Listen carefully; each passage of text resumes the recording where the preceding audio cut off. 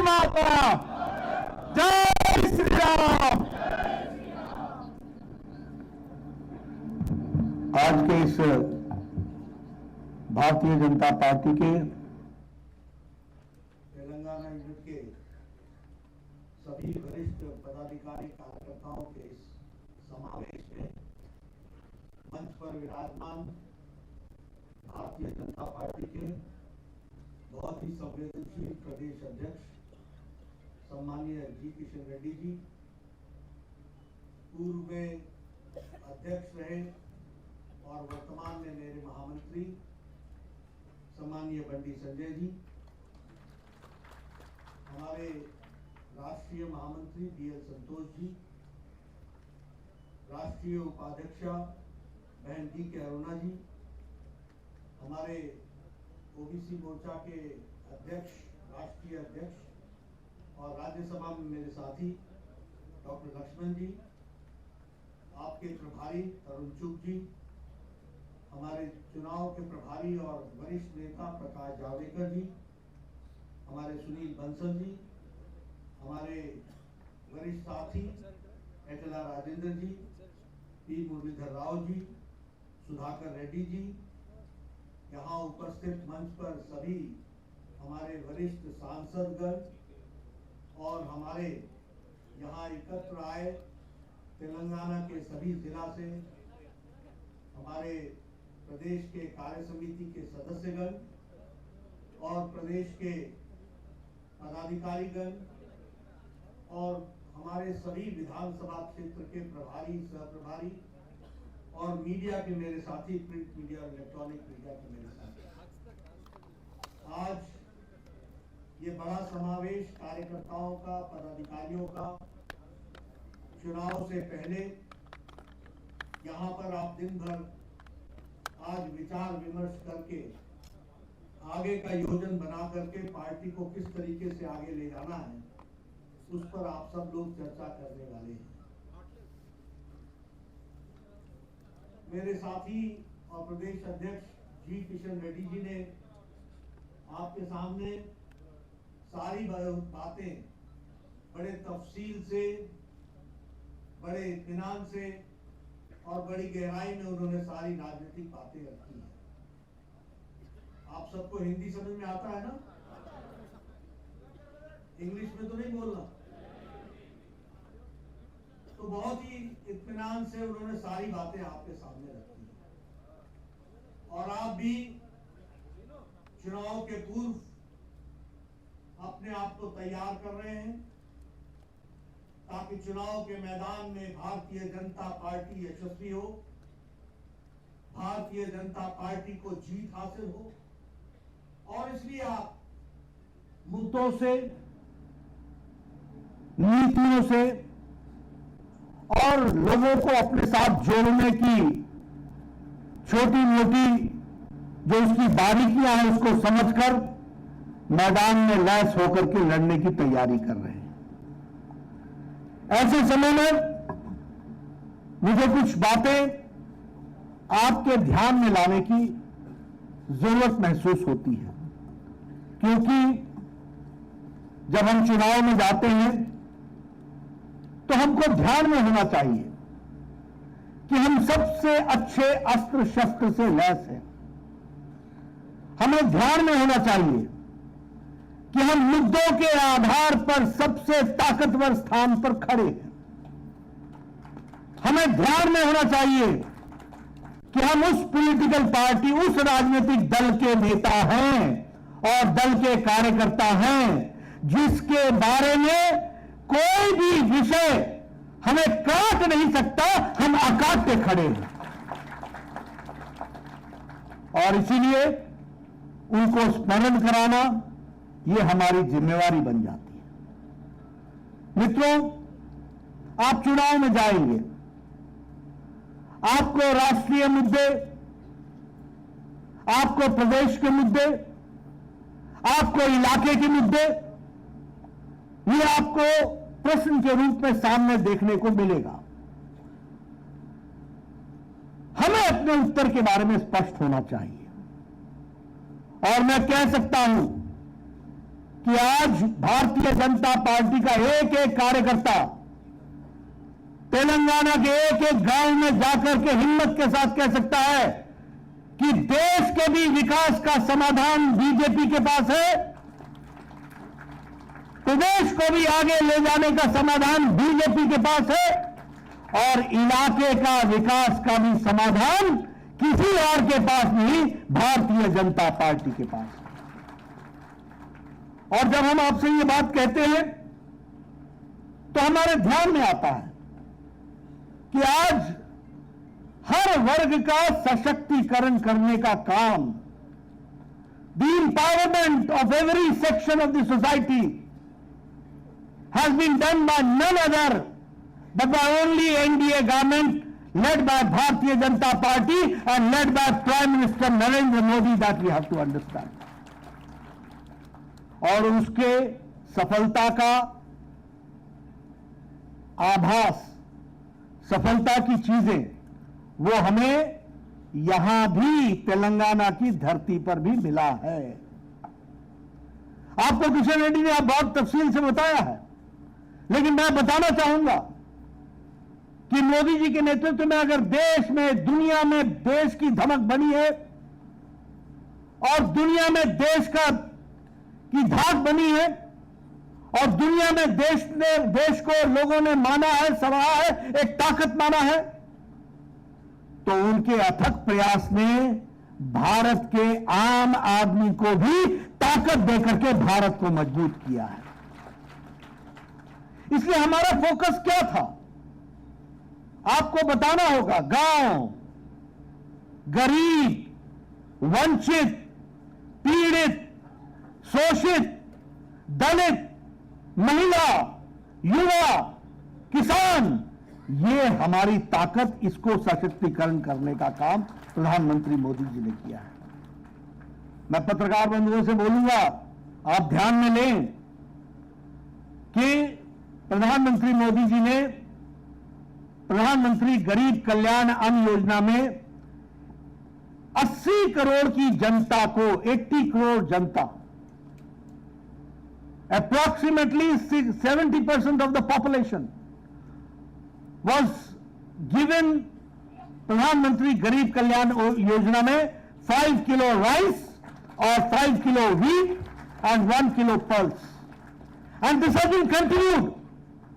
और इससे क्या हुआ, इसमें भी आप समझ लीजिए, 80 करोड़ में 1 करोड़ 90 लाख यानी 2 करोड़ लोग कहीं और के नहीं हैं, तेलंगाना के साथी हैं जिनको यह राशन मिल रहा है, ताकि कोई भी गरीब भूखा न सोए, ताकि किसी के घर में बिना अन्न के सोने की न हो, उसके 2 वक्त की भोजन की व्यवस्था हो।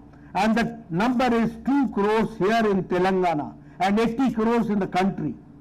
और इसका फायदा क्या हुआ, इसका फायदा यह हुआ, और मैं सबको कहूंगा, आप सब लोग पढ़े लिखे लोग हैं, गांव गांव में पढ़े लिखे लोग हैं, उनको बताओ कि आज मोदी जी के नेतृत्व में पिछले 5 साल में 13.5 करोड़ लोग गरीबी की रेखा से निकल गए हैं। इसको आपको याद रखिए।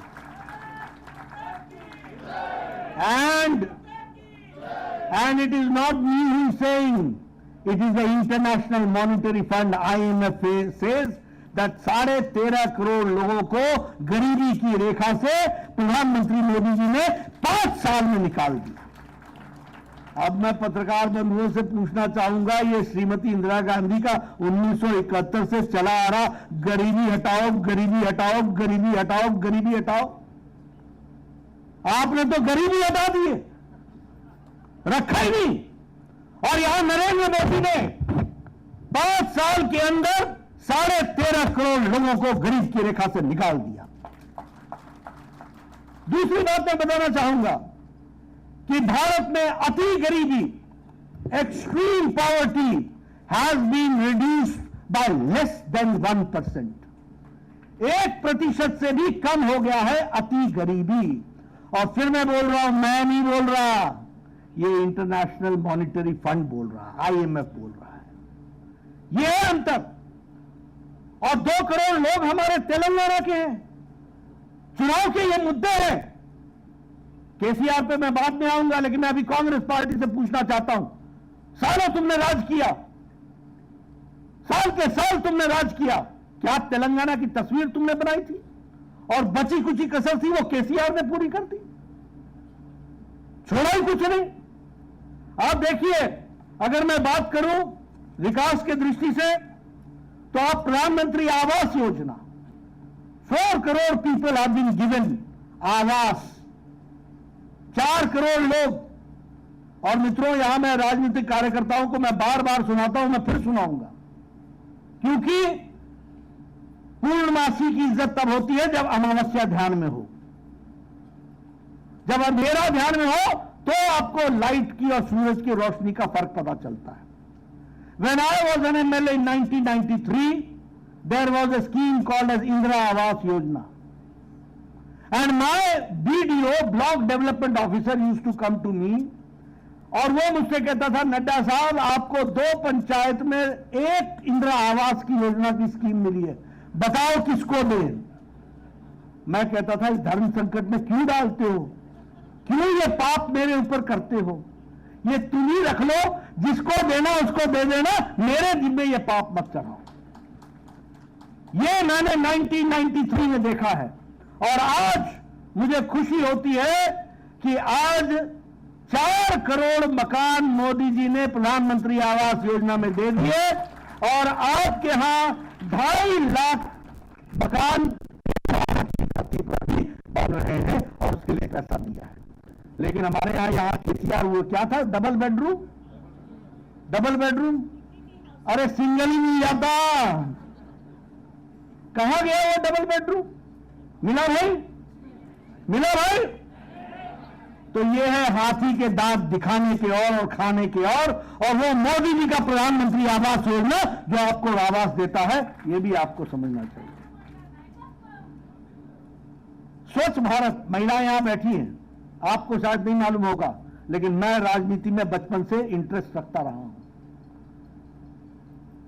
राम मनोहर लोहिया ने इन 60s he stood in parliament and he said in parliament in 1960s that I feel ashamed, मुझे शर्म आती है कि जब मैं नेशनल हाईवे से गुजरता हूं, जीप जब चलती है तो मेरे आगे आगे महिलाओं का झुंड पानी की बोतल लेकर के अपने दैनिक नित्य कर्म के लिए सड़कों की तरफ जाती है और खेतों की तरफ जाती है। क्या है ये भारत? ये 1966 में कहा था, 60s में कहा था, सॉरी। किसी ने चिंता नहीं की, इंतजार था तो प्रधानमंत्री मोदी जी का था, जिन्होंने 12 करोड़ इज्जत घर बना करके 12 करोड़ बहनों को इज्जत देने का काम किया। 12 crore life with dignity, you could not live a life with dignity, and here in Telangana 31 lakh such toilets have been made. That means 31 lakh children, ladies have been given the dignified life to lead. और जब मैं 12 करोड़ बोलता हूं और 31 लाख बोलता हूं, तो 31 लाख बहनें ही होती है, 31 लाख बच्चे भी होते हैं, और 31 लाख परिवार भी होता है। ये भी हमको समझना चाहिए। कैसा देश था, किसने रोका था, कौन बता रहा था, क्या कर रही थी कांग्रेस पार्टी, क्या कर रहे थे बाकी लोग? अगर मैं बात करूं उज्ज्वला योजना की, आज खुशी होगी आपको, उज्ज्वला योजना में बहनों के लिए 300 रुपए की सब्सिडी हो गई है, और उज्ज्वला योजना में 12 करोड़ बहनों को, 9 करोड़ बहनों, 9.5 करोड़ बहनों को उनको आज गैस मिल रहा है। मुझे आपका नहीं मालूम, मैं बार बार लेकिन सुनाना चाहता हूं। मेरे गांव में माताएं बहनें 5 बजे सुबह उठती थी, 5 बजे जंगल में जाती थी, लकड़ियां काट के लाती थी, और लकड़ियां काटने में भी झगड़ा हो जाता था, तुम कहीं मेरे पेड़ से तो नहीं काट रहे, तुम कहीं मेरे पेड़ से तो नहीं काट रहे। बेचारी झगड़ा भी सहती थी, बोझा उठा के लाती थी, गीली लकड़ियां होती थी, चूल्हा जलाती थी, गीली लकड़ी होने के चलते धुआं होता था, धुआं अपने फेफड़ों में लेती थी, आंखों से पानी आ जाता था, रसोई में रहना मुश्किल होता था, तब भी वो चूल्हा जला करके लोग बच्चों को रोटी खिला करके स्कूल भेजने का प्रयास करती थी। आज मोदी जी ने 9.5 करोड़ लोगों को, 9 करोड़ 50 लाख बहनों को उज्ज्वला योजना के तहत गैस पहुंचाई है। 5 मिनट में चाय पिलाओ, आधे घंटे में खाना खिलाओ, परिवार को सुखी रखो, यह ताकत दी है, यह फर्क आया है। अगर मैं बात करूं आयुष्मान भारत का, मुझे खुशी है प्रधानमंत्री जी ने यह काम मुझे ही दिया था, क्योंकि मैं स्वास्थ्य मंत्री था। 50 करोड़ लोग, 40% ऑफ द इंडियन पॉपुलेशन, ये सब लोग जितने यहां बैठे ना, सब MP MLA हैं, ये सब चिट्ठियां लिखा करते थे, प्रधानमंत्री जी, मुख्यमंत्री जी, इसका बाईपास होना है, इसका ये होना है, इसका ये होना है, इसको 1.25 लाख रुपए चाहिए, इसको 1.5 लाख रुपए चाहिए। आज 50 करोड़ लोगों को, 10 करोड़ 74 लाख परिवार को मोदी जी का आयुष्मान भारत हर साल 5 लाख रुपए दे रहा है। ये सारी बातें मैं क्यों आपको बोल रहा हूं? क्योंकि आज अगर दुनिया में भारत का डंका बज रहा है, तो देश में भी गांव, गरीब, वंचित, पीड़ित, शोषित, दलित, महिला, युवा, इनको ताकत मिल रही है। किसान को प्रधानमंत्री किसान सम्मान निधि की बात करें अगर, तो 11 करोड़ 78 लाख यानी अप्रोक्सीमेटली 12 करोड़ किसान को 6,000 रुपए हर साल मिल रहा है। आप बताइए, इससे किसानों का सशक्तिकरण हुआ कि नहीं हुआ? इंपावरमेंट हुआ है कि नहीं हुआ है? और उसी में अगर मैं संख्या बताऊंगा आपको, तो अगर 11 करोड़ हुआ है, तो उसमें 38,50,000 तेलंगाना के किसान हैं जिनको कि किसान सम्मान निधि मिली। ये 38 लाख किसानों से आप पूछिए तो जरूर कि बोलो मोदी जी का आपको किसान सम्मान निधि मिला कि नहीं मिला, उससे आपको ताकत मिली कि नहीं मिली? जल जीवन मिशन 100% हो गया है आपके यहां, 100%। और यहीं पर किशन रेड्डी हम आपके साथ गए थे, संजय बंडी हम आपके साथ गए थे, हमारे लक्ष्मण जी आपके साथ गए थे, जब यहां पर बिकॉज ऑफ बैड वाटर उनकी हेल्थ कंडीशंस को असर पड़ रहा था, उनके हाथों का असर पड़ रहा था, उनके दांतों को असर पड़ रहा था। आज आपको स्वच्छ फ्लोराइड के कारण, आज आपको स्वच्छ जल 100% पहुंचाने का काम किया, तो वह भी नरेंद्र मोदी जी की सरकार ने किया। अगर आज जब दुनिया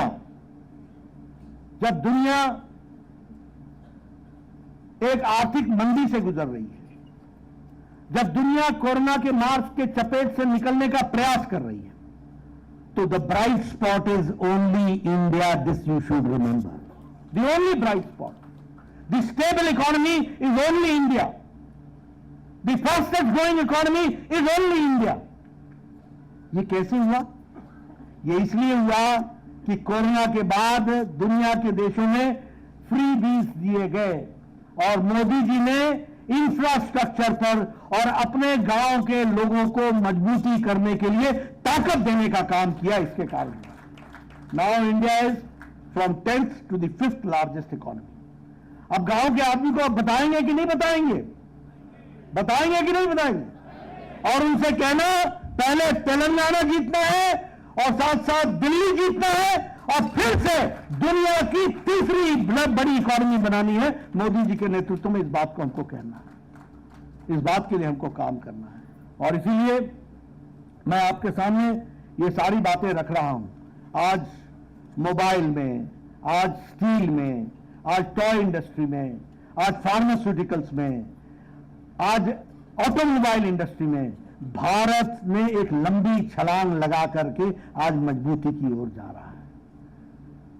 यह अपने आप में बताता है कि किस तरीके से भारत का परिवर्तन का काम चल रहा है। अभी हमारे सामने किशन रेड्डी ने बताया कि 6 लाख करोड़ रुपए दिए गए अपने विकास की दृष्टि से, 9 लाख, क्षमा करिए, 9 लाख करोड़ रुपए दिए गए इंफ्रास्ट्रक्चर की दृष्टि से।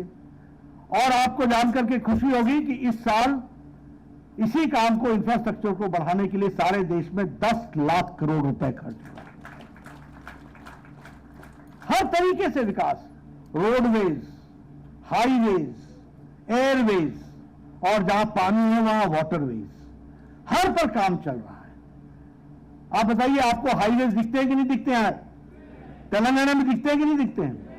आप सब लोग अपने अपने स्थानों से 3 से 4 घंटे के अंदर ज्यादा से ज्यादा पहुंच जाते हैं कि नहीं पहुंच जाते?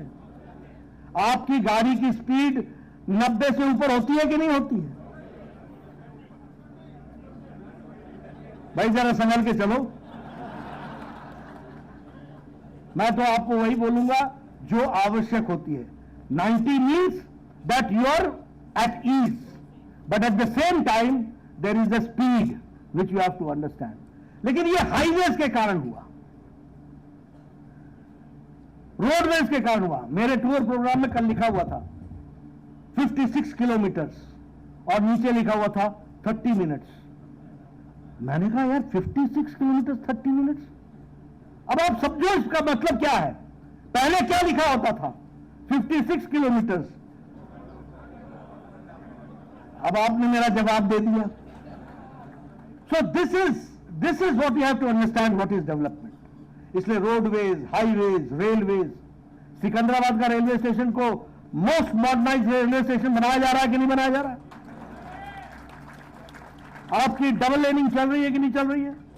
एयरपोर्ट्स बन रहे हैं कि नहीं बन रहे हैं? विकास के नए आयाम लिखे जा रहे हैं कि नहीं लिखे जा रहे हैं? एम्स का शिलान्यास हो रहा है कि नहीं हो रहा है? हो गया बीबी नगर में। ये सारे विकास के काम। अभी बताइए, ट्राइबल यूनिवर्सिटी डिक्लेयर की प्रधानमंत्री जी की नहीं की? अब बताइए, प्रधानमंत्री जी ने एक दिन में 8,000 करोड़ रुपए का और दूसरे दिन 14,000 करोड़ रुपए का ऐलान किया कि नहीं किया? यह तेलंगाना को तोहफा है कि नहीं है? अब मैं आपसे एक बात पूछना चाहता हूं कि मोदी जी ने तो पैसा दे दिया, लेकिन अगर यहां बैठा केसीआर गड़बड़ करेगा, जो करेगा ही, तो उसको हटाना जरूरी है कि नहीं है? जरूरी है कि नहीं है? तो तुमको जमीन पर काम करके कमल खिलाना जरूरी है कि नहीं है? अगर जरूरी है तो अपने काम में जुट जाओ। मोदी जी ने पानी, पैसा और विकास के सारे का सारा तेलंगाना को दे दिया है। तुम्हारे तेलंगाना के लोटे में छेद नहीं होना चाहिए, इसकी चिंता करनी चाहिए। आपको समझना पड़ेगा विकास किस तरीके से होता है। कितना विकास हुआ? कभी 8,000 करोड़ रुपए, कभी 14,000 करोड़। विकास पे विकास और घोषणाएं, सारी की सारी चीजों को पूरा करना।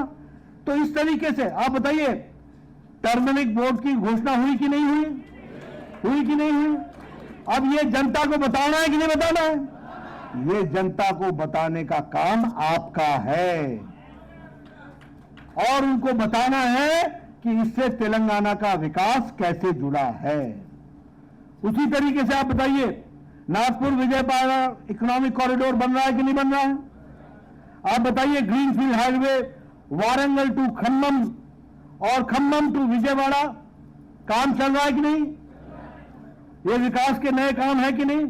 भारतमाला परियोजना में 2,460 करोड़ रुपए खर्च हो रहा है कि नहीं हो रहा है? ये विकास रेलवे लाइन की दृष्टि से अगर देखा जाए तो 500 करोड़ रुपए खर्च हो रहा है जैकलार और अपने कृष्णा के बीच में। तो उसी तरीके से हमारे अन्य प्रोजेक्ट्स के तहत अभी ये यूनिवर्सिटी को 5 बिल्डिंग समर्पित हुई कि नहीं हुई? तो ये सारे विकास कब हो रहे हैं? ये तब हो रहे हैं जब मोदी जी ने नारा लिया है, सबका साथ, सबका विकास, सबका विश्वास, सबका प्रयास। इस बात को लेकर के आगे चलने का हम लोगों ने काम किया है। मित्रों, एक बात मैं और आपको कहना चाहूंगा। विकास के तो मैं कई विषय आपके सामने रख सकता हूं, लेकिन एक बात ध्यान रखना कि भारतीय जनता पार्टी को ही यह प्राउड प्रिविलेज है कि this is the only party which has been consistent right from its very inception. बाकियों ने रास्ते बदले, समय के अनुसार अपनी नीतियां बदली, समय को देखते हुए, समय की नजाकत को समझ करके अपने स्टैंड को बदला, लेकिन भारतीय जनता पार्टी ने जो कहा वो किया और जो नहीं कहा वो भी करके दिया। इसको भी हमको ध्यान रखना चाहिए। आज ठीक है, तेलंगाना बनने के बहुत बहुत बड़े बड़े चैंपियन आ जाएंगे, लेकिन 1997 था ना वो, 1997। आंध्र, जॉइंट आंध्र की धरती पर, प्योर आंध्र की धरती पर काकीनाडा में प्रस्ताव पारित करने की हिम्मत थी तो भारतीय जनता पार्टी। अभी चर्चा हुई, सुषमा स्वराज जी ने इसको सपोर्ट किया, हम सब लोग पार्लियामेंट में थे, राज्यसभा में थे, हम लोगों ने सपोर्ट किया, ताकत दी, प्रदान किया। यह ठीक है कि केसीआर आकर चुनाव में जीते और उन्होंने इस विषय को आगे बढ़ाया। मैं यहां आपको सिर्फ केसीआर की बात नहीं करूंगा, केसीआर के साथ साथ देश का भी परिदृश्य रखना चाहूंगा। देखिए, एक बात ध्यान में रखिए, भारत राजनीतिक दृष्टि से एक विशेष राजनीतिक मुद्दे से गुजर रहा है, क्योंकि कांग्रेस पार्टी ने नेशनल पार्टी होते हुए भी रीजनल एस्पिरेशंस की अनदेखी की। ये देखो, गहराई से समझने वाला विषय है। Because national party Congress at that time ignored the regional aspirations of the people of the region, or that is why slowly regional parties grew up in every state. And the same way this Telangana Rajya Samiti also came the same way, because the national aspirations were ignored for a long time. The regional aspirations में regional parties खड़ी हो गई। अब धीरे धीरे और बहुत तेजी से, धीरे धीरे लेकिन बहुत तेजी से, ये regional parties are converted into family parties. और मैं आपके सामने तस्वीर बनाना चाहता हूं। शेख अब्दुल्ला का बेटा फारूक अब्दुल्ला लड़ रहे थे जम्मू कश्मीर की लड़ाई। फारूक अब्दुल्ला का बेटा उमर अब्दुल्ला, नेशनल कॉन्फ्रेंस, मैं ऊपर से शुरू कर रहा हूं, जम्मू कश्मीर से। ये लड़ाई जम्मू कश्मीर की लड़ते थे, लेकिन अंत में it has been reduced to a family party. Mufti Mohammad, it has been reduced to a family party.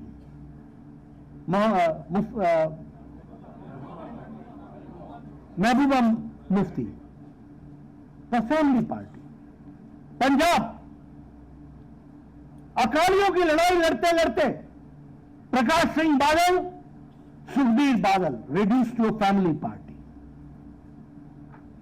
इतना बड़ा उत्तर प्रदेश कांग्रेस पार्टी राज करती थी। They have number of chief ministers, number of chief ministers. आज कांग्रेस के पांव उखड़े और 24 करोड़ की जनता में अब भारतीय जनता पार्टी लड़ती है तो एक रीजनल पार्टी से लड़ती है, समाजवादी पार्टी से। अब नौ समाजवादी पार्टी क्या है? Samajwadi party Mulayam, Akhilesh, Dimple, rest full stop. Family party BJP लड़ रही है, नेशनल पार्टी। आप बिहार आइए, मैं कल पटना था, कौन सी पार्टी है? RJD, Lalu, Rabri, Tejashwi, Tej Pratap, full stop, family party.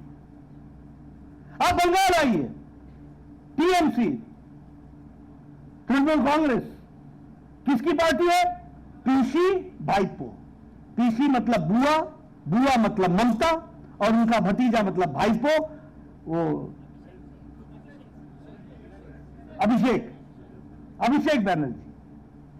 उसके बाद बाकी सबकी छुट्टी, बजाओ झंझना बजाओ, फैमिली पार्टी। झारखंड आइए, किससे हम लड़ रहे हैं? झारखंड मुक्ति मोर्चा, शिबू सोरेन, हेमंत सोरेन, उसका भाई, उसकी पत्नी, बाकी छुट्टी। आप उससे नीचे आइए, वाईएसआर, जगन रेड्डी, फैमिली, और बहन भी दूर हो गई। और आप तेलंगाना आ जाइए,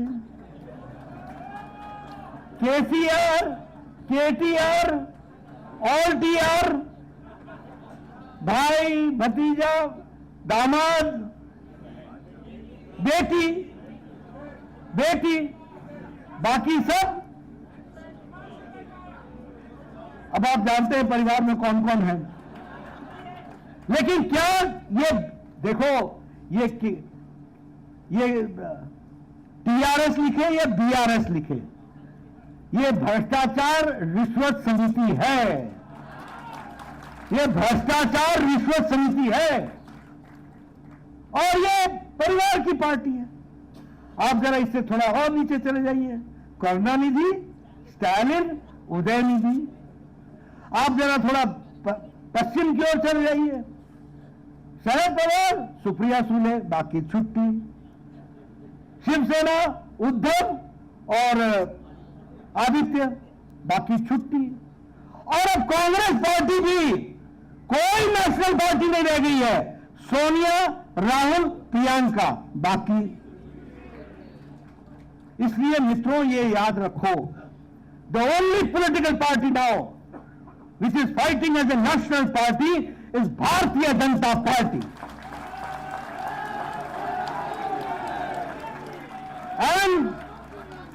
And note my words, today or tomorrow, it will be Bharatiya Janata Party in every state where with ideology, party will be working for a strong nation. कोई कर नहीं सकता। मैं कभी भी इन परिवार वाली पार्टियों से डरता नहीं हूं। या तो भाई भाई में झगड़ा होने वाला है, यार कहां घूम रहे हो तुम। और परिवार को कभी भी भारत की जनता की मानसिकता सपोर्ट करने की नहीं रहेगी। यह विचारों पर चलने वाला देश है, यह आइडियोलॉजी पर चलने वाला देश है, यह मुद्दों पर चलने वाला देश है। यह किसी परिवार की आरती करने वाला देश नहीं है। यह भारत का प्रजातंत्र किसी का गुलाम नहीं हो सकता। यह भारत का प्रजातंत्र विचारों के साथ स्वच्छंद होकर के विचारों की लड़ाई लड़ने वाला प्रजातंत्र है। इसलिए कल भी तुम्हारा है, आज भी तुम्हारा है, आपको आगे बढ़ना है।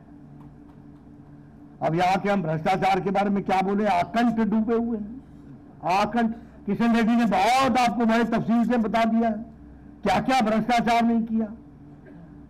लेकिन मैं तेलंगाना के युवाओं से पूछना चाहता हूं, क्या आप ऐसी सरकार चाहते हो जिसमें मैट्रिक के क्वेश्चन आंसर लीक हो जाए?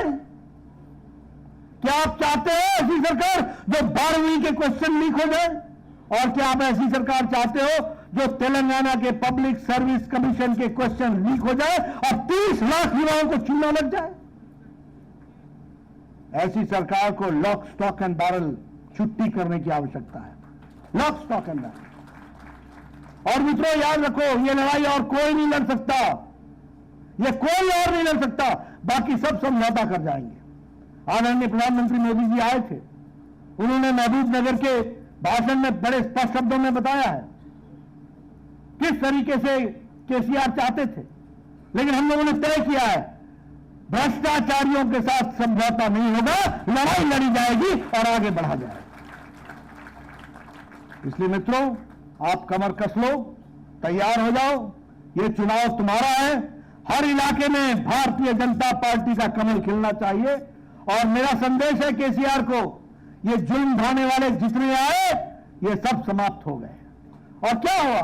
भ्रष्टाचारी, तुष्टीकरण, परिवारवाद, इससे ज्यादा आप इससे अलग कहां हो आप? आज आप रजाकारों से हाथ मिलाते हो, रजाकारों से कोई शर्म नहीं आती। और हैदराबाद की जनता को और तेलंगाना की जनता को मुझे बताना पड़े कि रजाकार ने क्या क्या आतंक ढाए थे आपके ऊपर, मानवता पर क्या क्या प्रश्न खड़े किए थे। मित्रों ये लड़ाई आप अपने लिए नहीं लड़ रहे हो, ये तेलंगाना के भविष्य के लिए लड़ रहे हो, ये तेलंगाना के विकास के लिए लड़ रहे हो, और ये लड़ाई देश को मजबूत बनाने के लिए लड़ रहे हो। इसलिए आपसे मेरा निवेदन है, आप जाएं लैस होकर के, घर घर गांव गांव में संदेश पहुंचाएं। छाती तान करके आप लोगों को बोल सकते हैं कि भारतीय जनता पार्टी ने ही आपको विकास के साथ जोड़ा है और भारतीय जनता पार्टी और मोदी जी के नेतृत्व में ही तेलंगाना आगे बढ़ेगा और विकसित तेलंगाना होगा। इन्हीं शब्दों के साथ बहुत बहुत धन्यवाद। जय भारत, जय तेलंगाना।